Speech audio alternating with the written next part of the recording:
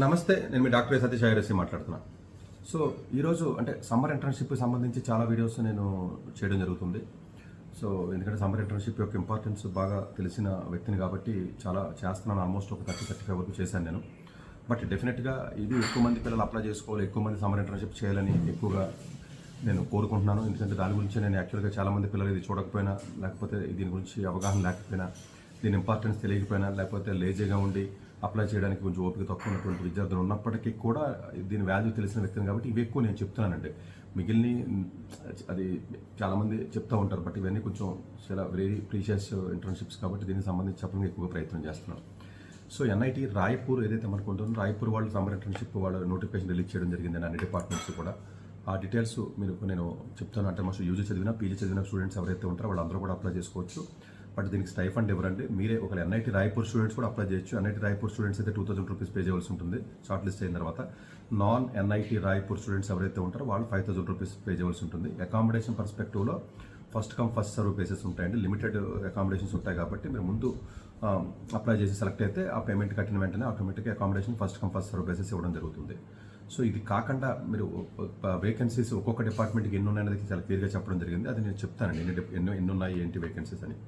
So జనరల్గా vacancies మీరు చూసినట్లయితే అప్లైడ్ జియాలజీ 12 ఉన్నాయండి. బయోమెడికల్ అంటే వాళ్ళు మర్చిపోయాను, మీరు అప్లికేషన్ కింద ఫామ్ ఇచ్చాడండి. ఆ ఫామ్ డౌన్లోడ్ చేసుకుని దాని మీద సంతకం పెట్టి ఒక మెయిల్ ఐడి ఇచ్చాడు, మెయిల్కి పంపించాలి.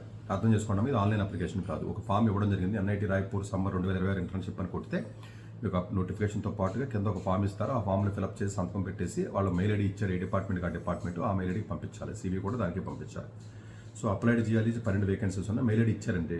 ఇప్పుడు TEMPRE కామన్ అండి, అది TEMPREC అన్నది కామన్ అండి జనరల్గాను. సో టెంపరీ అంటే temporary residence TEMPREC@AG applied geology కూడా AG @NIT రాయ్పూర్ అంటే RR.AC.in. బయోమెడికల్ ఇంజనీరింగ్ 25 ఉన్నాయండి ఏకంగా. అంటే 25 అంటే చాలా ఎక్కువ అండి యాక్చువల్గాను. సో ప్రాబబ్లీ మీరు మెడికల్ స్టూడెంట్స్ కానీ అందరూ ఇంజనీరింగ్ కూడా అందరూ అప్లై చేసుకోవచ్చు. సో సేమ్ మెయిల్ ఐడి అంటే జనరల్గాను TMREC.BME.NIT.RR.AC.in. అఫ్కోర్స్ ఆ మెయిల్ ఐడి మీరు వెబ్సైట్లో చూసుకోండి, నేను చదవను. కెమికల్ ఇంజనీరింగ్ 8 ఉన్నాయండి. సివిల్ ఇంజనీరింగ్ 33, చాలా ఎక్కువ ఉన్నాయండి civil engineering. Computer science and engineering 48. It's very good number of internships అండి 48 అండి. జనరల్గా అంటే మిగతా కాలేజెస్లో అన్నీ ఉండవండి యాక్చువల్గాను. చాలా ఎక్కువ నెంబర్ రేర్గా చూస్తాం మనం ఇలాగా. Computer applications 1, mathematics 3, physics 6. So అలాగే ఎలక్ట్రికల్ ఇంజనీరింగ్ 35, చాలా బిగ్ నెంబర్ అండి. ఎలక్ట్రికల్ ఇంజనీరింగ్ 35 అంటే చాలా బిగ్ నెంబర్ యాక్చువల్గా. Electronics and communication 19, information technology 35, mechanical engineering 16, metallurgy and material engineering 15. మొత్తం 13 డిపార్ట్మెంట్లు ఉన్నాయండి. 13 డిపార్ట్మెంట్లో మీరు ఎలా చూసుకున్నా ఆల్మోస్ట్ 200 వరకు పైన కూడా మీకు ఇంటర్న్షిప్స్ వాళ్ళు ఇవ్వడం జరిగిందండి. సో ఈ అప్లికేషన్ అన్ని ఫిల్ చేయాలి. ఆ ఫామ్ ఇచ్చాడు, ఆ ఫామ్లో మీరు సంతకం పెట్టేదంతా చేయవలసి ఉంటుంది. సో డెఫినెట్గా పైన సబ్జెక్ట్ రాసినప్పుడు, ఈమెయిల్ రాసినప్పుడు, వాళ్ళకి ఈమెయిల్ చేసినప్పుడు application for summer internship of student name అని రాయాలి. అంటే క్లియర్గా చెప్పారు.